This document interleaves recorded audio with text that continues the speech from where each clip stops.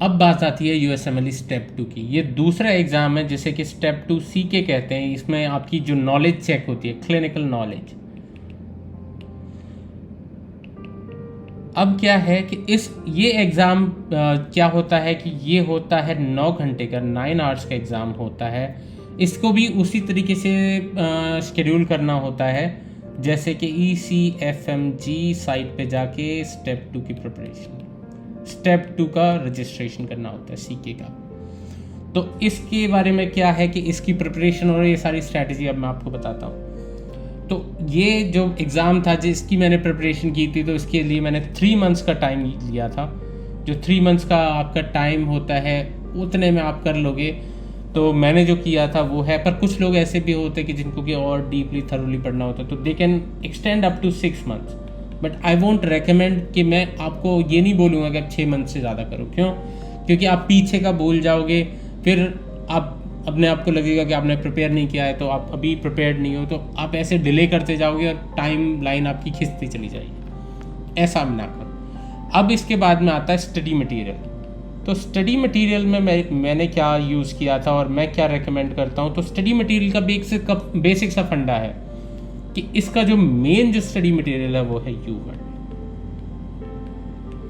तो क्या करते हैं लोग कि यूवर्ल्ड फॉलो करते हैं। तो यूवर्ल्ड में 2800 से ज़्यादा क्वेश्चंस हैं और मुझे लगता है कि वो मोर देन इनफ है, 90% आपको प्रिपेयर कर देते हैं। तो आप टाइम्ड एंड ट्यूटर मोड पे आप ये क्वेश्चन करो कि हर क्वेश्चन 40 क्वेश्चन का एक ब्लॉग बनाओ किसी एक टॉपिक का, जैसे कार्डियोलॉजी या फिर पल्मोनोलॉजी, ये लेके, और उसको क्या करो कि हर क्वेश्चन को सॉल्व करने के बाद उसकी एक्सप्लेनेशन को थरोली पढ़ो।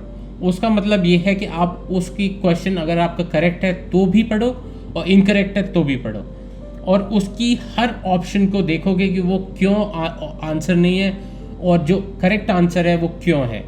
तो इससे क्या होगा कि आप मल्टीपल चीज़ों को पढ़ पाओगे, मल्टीपल टॉपिक्स को एक साथ टच कर पाओगे और एक बेसिक आपकी अच्छी सी मेमोरी बनेगी। इसके साथ साथ मैं आपको क्या रेकमेंड करूँगा कि एक यूवर्ल्ड के नोट्स आते हैं, काफ़ी लोगों ने प्रिपेयर किए हुए हैं यूवर्ल्ड के, तो आप उन्हें डाउनलोड करके उनमें एनोटेट कर सकते हो। तो यूवर्ल्ड के नोट्स भी मैं रेकमेंड करूँगा। इसमें क्या है कि एनोटेट कर लो, ये कहीं से मिलते नहीं है, ये आपको ऑनलाइन कहीं से मिल जाएंगे, आप देख लो। क्योंकि काफ़ी सारे स्टूडेंट जो प्रिपेयर करते हैं तो वो अपने नोट्स बनाते हैं, तो आप भी उनमें एनोटेट करके अपनी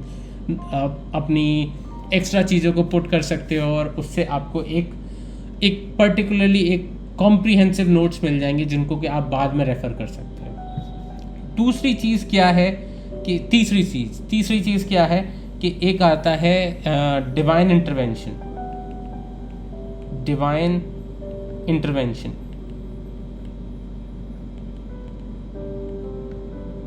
इसके पॉडकास्ट आते हैं। तो पॉडकास्ट जब कभी भी आप, जैसे अगर हॉस्पिटल में हो या कभी और कुछ काम कर रहे हो, तो आप ड्राइव करते हुए सुन सकते हो, जिससे कि आपको एक बेसिक नॉलेज मिल जाएगी कि कैसे कैसे हाई यील्ड क्वेश्चंस आते हैं, कैसे कैसे हमें उन्हें सॉल्व करना है।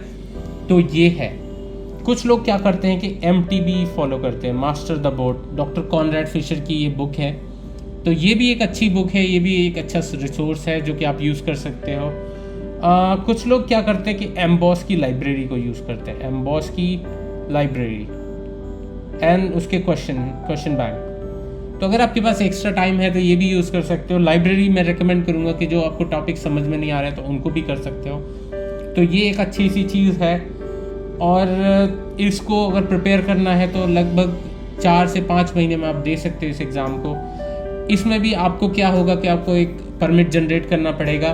आप क्या करोगे कि जैसे आप इसके बारे में ये कर सकते हो कि इसको जैसे कि ये एग्ज़ाम है तो इसको ECFMG पर रजिस्टर करने के बाद इसकी फ़ीस भी अराउंड $1200 होती है। इसको पे करने के बाद आपको फिर से वेरिफिकेशन भेजनी पड़ती है अपने मेडिकल कॉलेज में, और वहाँ से वो वेरीफाई करके भेजते हैं, और फिर जब वेरिफिकेशन ECFMG में पहुँच जाती है तो वहाँ से आपको एक परमिट मिलता है।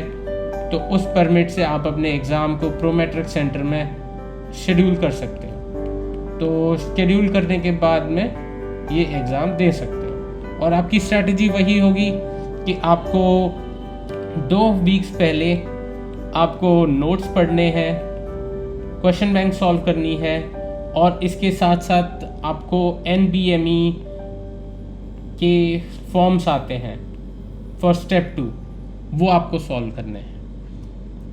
1 हफ्ते पहले आपको करना क्या है कि 2 दिन पहले कहूँगा, 2 डेज बिफोर, तो 2 दिन पहले आपको करना ये है कि आपको नोट्स को फॉलो करना है, और जो हाई फैक्ट्स हैं जो अपने सारे लिखे हुए हैं वो सारी चीज़ों को आपको पढ़ना है। और उसके साथ साथ आप क्या कर सकते हो कि एक अच्छी सी स्लीप साइकिल और UWSA भी, हाँ इसमें रेकमेंड करूँगा, तो UWSA भी करके आप अपनी नॉलेज को एसेस करने के बाद में एग्ज़ाम दे सकते हो। और बाद बाकी की आपकी स्ट्रैटेजी कैसी रहेगी, जैसे आपने स्टेप 1 की स्ट्रैटेजी थी वैसी ही आपकी इसकी स्ट्रैटेजी रहेगी कि आपको 1 दिन पहले जाना है, 1 दिन पहले अच्छी स्लीप साइकिल अपनी फॉलो करनी है, अच्छा खाना खाना है, और नेक्स्ट डे जिस दिन एग्ज़ाम हो 2 घंटे पहले पहुंच जाना है, और ज़्यादा कॉफ़ी नहीं पीनी, और कॉम्प्लेक्स कार्ब वाला खाना खाना है, प्रोटीन ज़्यादा हो जिसमें, और आपको जो सारी चीज़ें हैं वो अपनी फॉलो करनी है। अब अगर जब हम स्टेप 2 देने के बाद में हमारा आता है स्टेप 2 CS, जो कि अभी बंद हो रखा है क्योंकि कोविड पैंडेमिक की वजह से ये स्टेप 2 CS अब हो रहा नहीं है, जिसको कि रिप्लेसमेंट में इसके OET कर दिया है। तो OET एक लैंग्वेज एग्ज़ाम है, स्टेप 2 CS अभी है नहीं, तो उसको बताने की कोई ज़रूरत है नहीं। OET एग्ज़ाम क्या है? ऑक्यूपेशनल इंग्लिश टेस्ट है, जिससे कि आपकी इंग्लिश प्रोफिशिएंसी टेस्ट होती है। तो ये इससे आपकी इंग्लिश प्रोफिशिएंसी टेस्ट होती है कि आप पेशेंट से कैसे बात कर सकते हो, पेशेंट की डिसीज़ के बारे में पता कर सकते हो, उसके साथ में जो भी आप इंग्लिश स्पीकिंग कंट्री में अगर वर्क करने जा रहे हो तो उनके सिस्टम से किस तरीके से आप उनके पेशेंट्स को बात करके वो सारी चीज़ें करोगे। तो ये OET एग्ज़ाम है। OET एग्ज़ाम के बारे में मैं आपको बताता हूँ कि OET एग्ज़ाम को शेड्यूल करना होता है, तो उसके लिए आपको इनकी वेबसाइट है oet.org, इस पे आपको अपना परमिट लेना होता है और एग्ज़ाम शेड्यूल करना होता है। 2 तरीके के परमिट मिलते हैं, एक तो ऑनलाइन और ऑफलाइन। तो ऑनलाइन जो होता है कि आपका एग्ज़ाम जूम कॉल पे होता है और आपको ये एग्ज़ाम देना होता है जूम कॉल के थ्रू, और दूसरा होता है ऑफलाइन। ऑफलाइन का मतलब ये होता है कि आपको सेंटर जाना होता है और वहाँ पे जाके एग्ज़ाम देना होता है। तो दोनों तरीके के हैं, ये प्रोमेट्रिक सेंटर में होता है ऑफलाइन वाला, ऑनलाइन वाला आपका जूम कॉल पे होता है। तो ये सारी चीज़ें हैं। अब OET एग्ज़ाम के पार्ट्स क्या क्या होते हैं, तो OET एग्ज़ाम के 4 पार्ट होते हैं। एक होता है स्पीकिंग, एक होता है लिसनिंग, एक होता है स्पीकिंग, लिसनिंग, राइटिंग,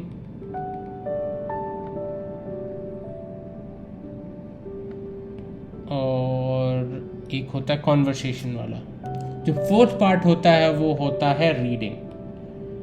तो रीडिंग सेक्शन, इसकी प्रिपरेशन जहाँ तक है कि मैंने तो काफ़ी कम टाइम में कर ली थी, बट अगर आपको करनी हो तो काफ़ी सारे YouTube पे वीडियोस हैं, आप YouTube पे वीडियोस के थ्रू कर सकते हो, या फिर काफ़ी सारे OET के खुद के ही वीडियोस बने हुए हैं, कुछ मटेरियल्स हैं जो कि ऑनलाइन उनकी फ्री वेबसाइट से ले सकते हो, OET की वेबसाइट से भी ले सकते हो, और अगर काफ़ी सारी और भी सारी वेबसाइट्स हैं जो कि ऑफ़र करती हैं, जैसे कि E2Z के नाम से है, तो इसके थ्रू भी कर सकते हो।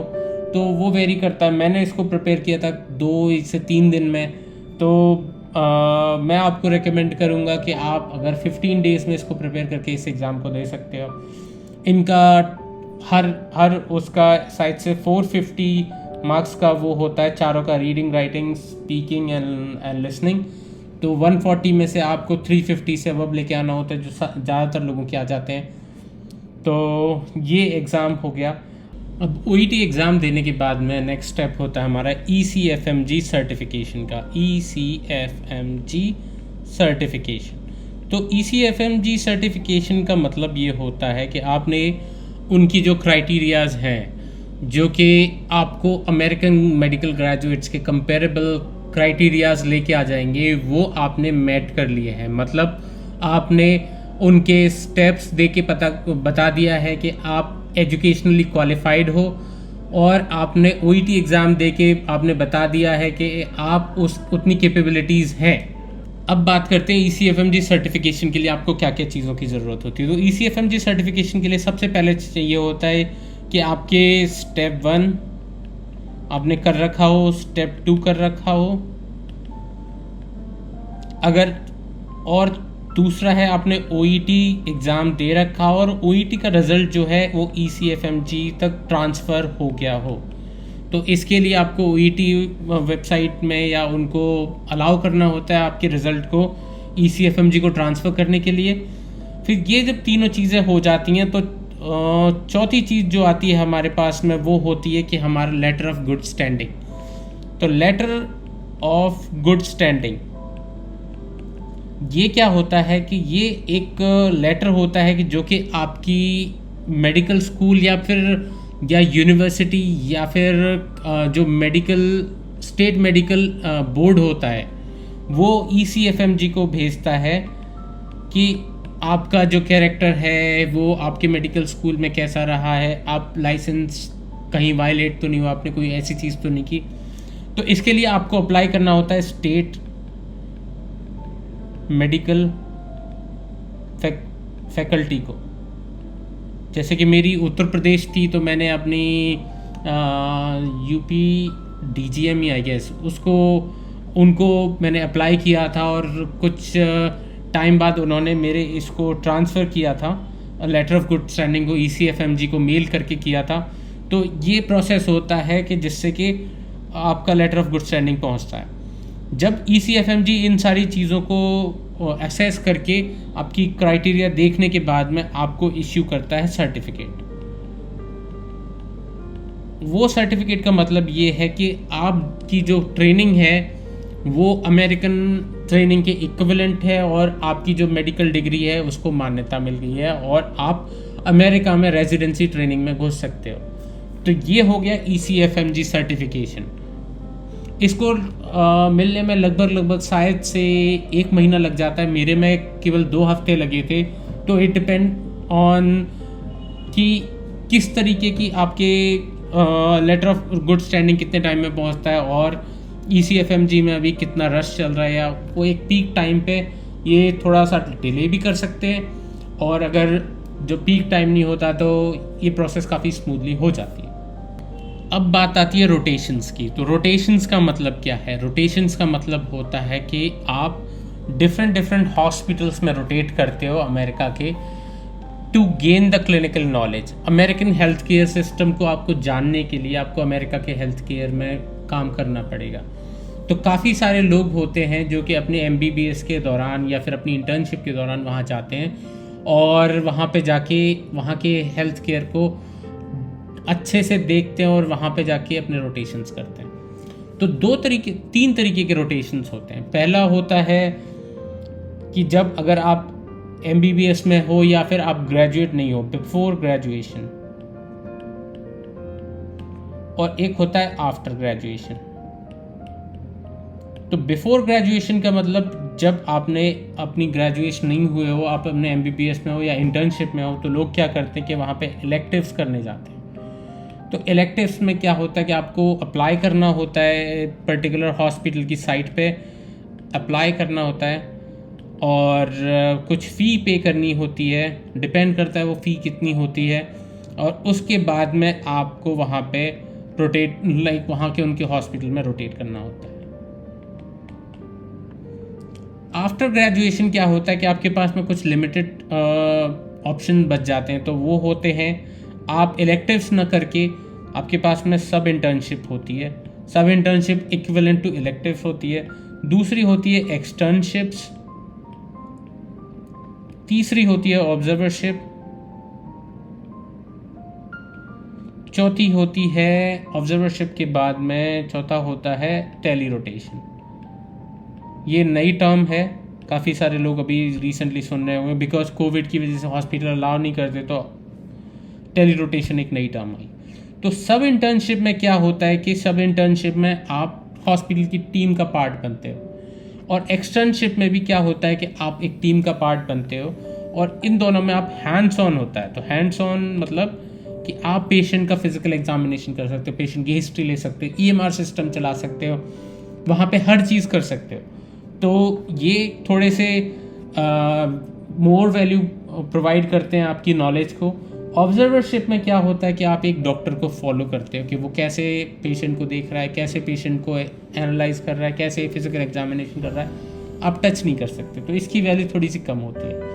टेली रोटेशन का मतलब ये है कि आप फिजिकली प्रेजेंट नहीं हो और आप जूम कॉल पे या किसी और सिस्को वेबएक्स या किसी और तरीके से हॉस्पिटल के राउंड का पार्ट बनते हो और आप वहाँ की वर्किंग को देखते हो अपने लैपटॉप में।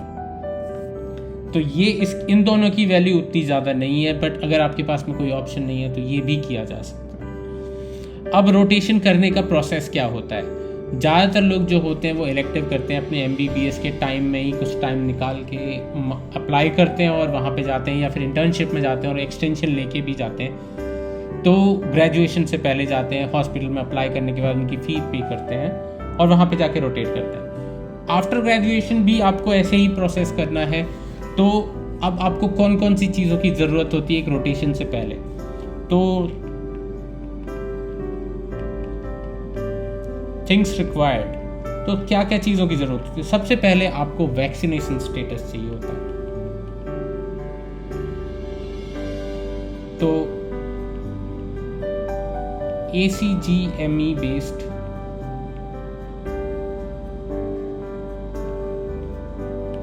आपको वैक्सीनेशन देना होता है। तो वैक्सीनेशन स्टेटस में क्या क्या होता है कि मीजल्स, मम्प्स, रूबेला, हैप बी होना चाहिए आपके पास में, इन्फ्लुएंजा होना चाहिए, और मीजल्स, मम्प्स, रूबेला, टीबी का टाइटर होना, टीबी का टेस्ट होना चाहिए, ये PPD या फिर IGRA होना चाहिए। और अगर आपको प्रीवियसली टीबी हुई है तो उसके लिए आपको चेस्ट एक्सरे और IGRA चाहिए होता है। और अभी रिसेंटली कोविड वैक्सीनेशन भी हो रखा होना चाहिए, कोविड का भी वैक्सीनेशन हो रखा होना चाहिए। तो ये वैक्सीनेशन में आता है। दूसरा, आपके पास में आपको 2 चीज़ें करनी होती हैं। एक होता है HIPAA और एक होता है OSHA या इन्फेक्शन कंट्रोल। इन दोनों की भी सर्टिफिकेट लेने होते हैं आपको। तो HIPAA का मतलब है health information portability and accountability act, जिसका मतलब ये होता है कि अमेरिका में पेशेंट की इंफॉर्मेशन एक कॉन्फिडेंशियल चीज़ है। अगर आप इसको वायलेट करते हो या किसी को डिस्क्लोज करते हो पेशेंट की इंफॉर्मेशन, तो आपके ऊपर लीगल कॉन्सिक्वेंसेस होंगे या आपकी ट्रेनिंग में बहुत सारी प्रॉब्लम आ सकती है। तो आपको ये सारी चीज़ों का पता होना चाहिए। इसलिए HIPAA एक छोटा सा कोर्स है जिसको आपको करना होता है। और OSHA या इन्फेक्शन कंट्रोल ये होता है कि आप इन्फेक्शन किस चीज़ से हो रहा है, इन्फेक्शन के प्रिवेंशन के मेथड क्या है, हैंड वॉशिंग के प्रॉपर मेथड क्या है, वो सारे चीज़ों से आपको अवेयर कराता है कि आप एक हॉस्पिटल फैसिलिटी में आप किस तरीके के बिहेवियर से आपको और दूसरों को बचा सकते हो इन्फेक्शन फैलने से। तीसरी चीज़ होती है मेडिकल डिप्लोमा और ट्रांसक्रिप्ट और एनी प्रूफ और डीन्स लेटर, इसको डीन्स लेटर भी कहते हैं। तो इससे क्या होता है कि आपके हॉस्पिटल की तरफ से एक लेटर बनता है जिसमें कि लिखा होता है कि आपकी जो ट्रेनिंग है अमेरिका में उससे आपके हॉस्पिटल को कोई प्रॉब्लम नहीं है। तो ये 3-4 चीज़ें बहुत ज़रूरी हैं जो कि आपके पास में होनी चाहिए बिफोर स्टार्टिंग योर रोटेशन। अब बात आती है कि आप जब रोटेशन करने जाओ तो उससे पहले आपके पास में क्या क्या चीज़ें पता होनी चाहिए। तो सबसे पहली चीज़ ये है कि आपको पता होना चाहिए केस प्रेजेंटेशन। तो केस प्रेजेंटेशन का मतलब ये है कि आप कोई भी पेशेंट देखते हो और आप अपने अटेंडिंग को प्रेजेंट करते हो, अपने डॉक्टर को प्रेजेंट करते हो, तो उसका एक प्रॉपर सीक्वेंस होता है। मैं इसके ऊपर एक और वीडियो बनाने वाला हूँ, तो उसका रेफरेंस मैं आप डाल दूंगा। तो केस प्रेजेंटेशन का एक फॉर्मूला होता है SOAP, subjective objective assessment and plan. तो इस वे में डॉक्टर आपसे केस सुनना चाहते हैं और वो अगर किसी भी केस को आप प्रेजेंट करते हो तो इस मेथड में करना होता है। तो केस प्रेजेंटेशन बहुत ही इम्पोर्टेंट सी चीज़ है। और दूसरा आपके पास में जो होना चाहिए वो होना चाहिए प्रॉपर अटायर, मतलब अगर वहाँ जा रहे हो तो फॉर्मल ड्रेस होनी चाहिए, वहाँ पे टाई लगा के जाना चाहिए, और आपके पास में एक अच्छा सा एप्रन होना चाहिए या मेडिकल लैब कोट होना चाहिए, और प्रेजेंटेबल लगने चाहिए। तो ये सारी चीज़ें आपको एक रोटेशन स्टार्ट करने से पहले पता होना चाहिए। और मैं रोटेशन पे जाने से पहले आपको हाउसिंग कैसे देखनी है, ट्रैवल का कैसे देखना है, फूडिंग का कैसे देखना है, उसके ऊपर एक और वीडियो बनाने वाला हूँ। तो वो उसके लिए आपको वेट करना पड़ेगा। इसके बाद एक नेक्स्ट स्टेप आता है कि आपको अप्लाई करना होता है रेजिडेंसी मैच के लिए। तो रेजिडेंसी मैच के लिए अप्लाई करने के लिए आपको सबसे पहले स्टार्ट करना होता है अपनी एप्लीकेशन ई-रास पे। ई-रास क्या है कि एक ये इलेक्ट्रॉनिक प्लेटफॉर्म है जो कि आपको AAMC पे अपना प्रोफाइल बनाना होता है, और उसके बाद में ई-रास होता है इलेक्ट्रॉनिक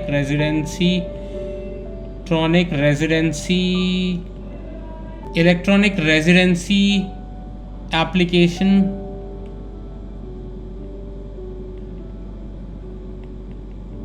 साइट। तो ई-रास पे आपको अपनी प्रोफाइल बनानी होती है AAMC पर रजिस्टर करने के बाद, और फिर इसमें आपको क्या क्या अपनी पूरी CV प्रिपेयर करनी पड़ती है कि आपको अपने सारे वर्क एक्सपीरियंसेस डालने होते हैं। आपको अपनी CV प्रिपेयर करनी होती है जिसमें कि आपको अपने वर्क एक्सपीरियंसेस डालने होते हैं, आपको इसमें अपने वॉलंटियर एक्सपीरियंस डालने होते हैं, और इसमें आपको अपने रिसर्च एक्सपीरियंसेस डालने होते हैं। तो ये तीनों चीज़ें इसमें आती हैं आपके CV में।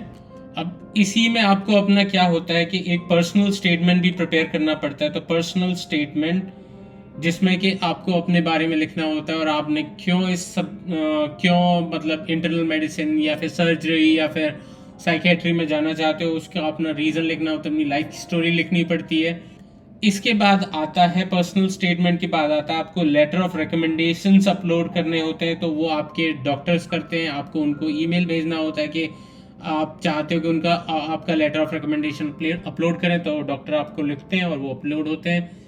और उसके साथ साथ क्या होता है कि personal statement, letter of recommendation, फिर आपको इसमें प्रोग्राम को सर्च करना होता है और उनको अप्लाई करना होता है जिनकी फ़ीस पे करनी होती है। तो ये एक अलग से वीडियो है ई-रास के ऊपर, और इसकी एक टाइमलाइन होती है प्रॉपरली। तो इस बार जो हुआ था, ये स्टार्ट हुआ था 1 सितंबर से लेके 29 सितंबर तक।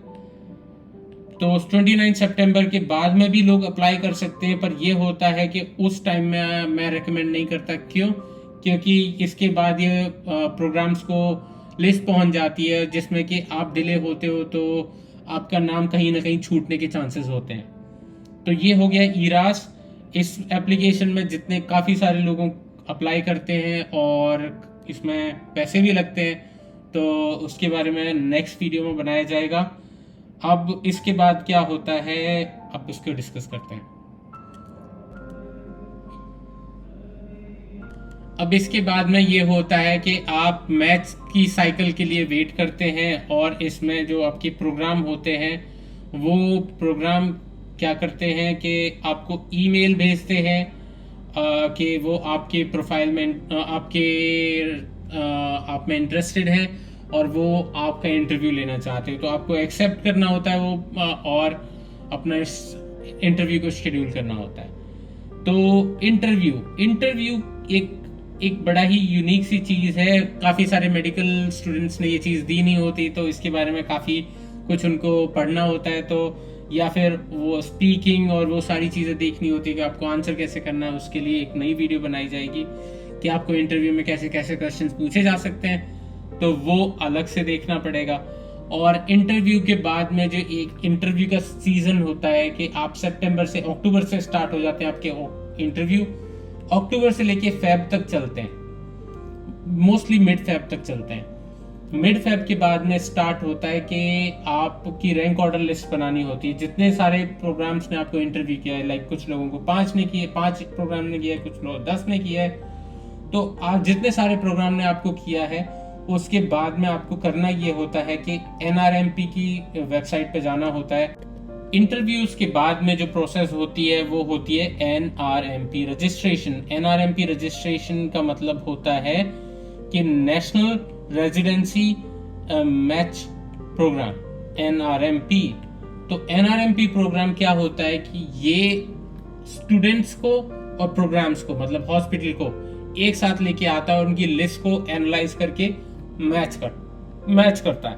तो NRMP प्रोग्राम में NRMP में आपको रजिस्टर करना होता है। रजिस्टर करने के बाद में क्या होता है कि आपको अपनी रैंक ऑर्डर लिस्ट प्रिपेयर करनी होती है। रैंक ऑर्डर लिस्ट का मतलब जितने प्रोग्राम ने आपको इंटरव्यू किया है उनकी रैंक ऑर्डर लिस्ट बनानी होती है कि पहले पे आपको पहले नंबर पे कौन सा प्रोग्राम पसंद है, दूसरे पे कौन सा पसंद है, तीसरे पे कौन सा पसंद है, चौथे पे कौन सा है, ऐसे करके, और उनको फिल करके उनको वेरीफाई करना होता है। अब इसके बाद में जो प्रोसेस चलता है उस प्रोसेस का जो बेसिक वो होता है वो ये होता है, वो होती है मैचिंग प्रोसेस। मैचिंग प्रोसेस क्या होती है कि ये स्टार्ट होती है जब आपकी रैंक ऑर्डर लिस्ट प्रिपेयर हो जाती है मार्च 2 से या मार्च 1 से। तो मार्च 1 या मार्च 2 से स्टार्ट होके 14 मार्च तक चलती है। और इसमें क्या होता है कि जो आपने प्रोग्राम को अपनी लिस्ट दी है और जो प्रोग्राम ने अपने स्टूडेंट्स की लिस्ट दी है जिनको उन्होंने इंटरव्यू किया है, उसका एल्गोरिदम चलता है कि प्रोग्राम ने आपको, प्रोग्राम की एक पर्टिकुलर लिस्ट है और स्टूडेंट की एक लिस्ट है, फिर ये क्रिस क्रॉस करके मैच करते हैं। उसका एक अलग ही प्रोसेस होता है, उसको मैं आपको बताऊंगा। तो उसमें फिर 14 को सुबह 9 AM पे आपको पता चलता है, एक ईमेल आता है कि आप मैच किया कहाँ में, लाइक आप मैच हुए कि नहीं हुए। तो बस वो आपको ये बताएगा कि आपने जो लिस्ट दी थी उसमें आप मैच हुए हो। उसके बाद 14 से लेके 18 तक का जो पीरियड होता है, 18 तारीख को क्या होता है कि फाइनल रिजल्ट आता है। इसमें पता चलता है कि आप कहाँ पे मैच हुए हो। तो वो 14 से लेके 18 तक का जो टाइम होता है उसमें जो होता है वो होता है SOAP। जो लोग मैच कर गए हैं वो इसमें नहीं अप्लाई कर सकते, पर जो लोग मैच नहीं हुए या अनमैच हुए या पार्शियल मैच हुए, जिनको के प्रोग्राम में आधी रेजिडेंसी मिली है या प्रीलिम पोजीशन मिली है, एडवांस में नहीं हुए, या एडवांस मिल गई या प्रीलिम में नहीं हुए, तो वो लोग क्या करते हैं कि वो सोप में अप्लाई करते हैं। तो कुछ प्रोग्राम्स के जो स्लॉट्स खाली रह गए हैं और स्टूडेंट जो मैच नहीं हुए वो अप्लाई करते हैं एक दूसरे में, और ये सोप प्रोसेस एंड होती है 18 को। 18 को 12 बजे सबको पास में ईमेल आ जाता है कि आप कहाँ पे मैच हुए। तो ये पता, फाइनल मैच का प्रोसेस होता है कि आपको पता चल जाता है कि आप कहाँ पे मैच हुए हो। अब इस प्रोसेस के बाद में आती है कि आपको, अब जब आपके पास में मैच का ईमेल आ जाता है तो कुछ लोग प्रिपेयर करते हैं कि स्टेप 3 का भी प्रिपेयर कर लेते हैं। कुछ लोग चाहते हैं कि रेजिडेंसी के ड्यूरेशन में, मतलब जब रेजिडेंसी करेंगे तो स्टेप 3 का प्रिपेयर करेंगे। तो इसके बारे में अगली वीडियो में मैं आपको बताऊंगा। और आपने इतने आराम से ये पूरी USMLE की पूरी जर्नी की वीडियो देखी, उसके लिए आपको थैंक यू। और आई होप कि मैंने आपके काफ़ी सारे डाउट्स को क्लियर किया होगा। अब इसके साथ साथ आपके पास में कोई और डाउट हो तो मेरे को ज़रूर बताइए। मैं आपके कमेंट सेक्शन में आपके कमेंट्स का वेट करूंगा। And thank you very much. और आपके पास में जो भी कोई क्वेश्चन हो मेरे को ज़रूर बताओ, और हो सकता है कि मैं उन क्वेश्चंस के ऊपर वीडियो बनाऊं, और जहाँ तक है कि मैं आपके डाउट्स को सॉल्व कर पाऊं। और आप अगर मेरे से कनेक्ट रहना चाहते हैं तो मेरे इंस्टाग्राम हैंडल से कर सकते हैं कनेक्ट। तो मेरा इंस्टाग्राम हैंडल है drgaurav.md, और आप मेरे से ईमेल भी ले सकते हैं। तो मेरा ईमेल है gmudgal84@gmail.com। अब thank you very much, have a nice day. And आप अगर डिजायर करते हैं USMLE करना तो आप कर सकते हैं। ये कोई रॉकेट साइंस नहीं है, इसको भी नॉर्मल ह्यूमंस ने किया है जैसे कि मैं हूं, तो आप भी कर सकते हो।